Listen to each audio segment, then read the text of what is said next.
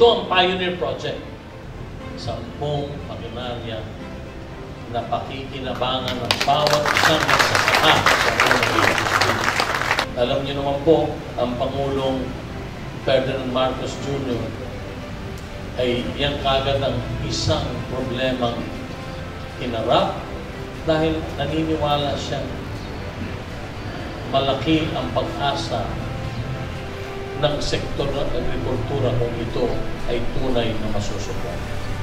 Sa ngalan po ng Philippine Amusement Gaming Corporation, salamat po sa inyong lahat sa pagkakataong kami ay maging bahagi ng isang programa na titiyakong pakikinabangan ng bawat isang magsasaka sa unang distrito ng lalawigan.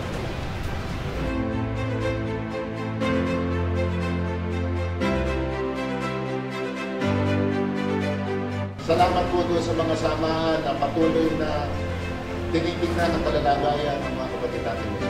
Yung po pagtutulungan natin ang number 1 po. At yun po ay napakalaking salamat. Salamat po sa laki ng Diyos na nagkakaroon. Ito po ay malaking bagay para sa ating mga magsasaka. Malaking bagay po ito para sa atin. And consider this a blessing of God. Huwag po tayo magsasawa na paigtingin natin ang ating mga sakahan. At talaga naman ito kailangan ngayon in advanced technology of farming.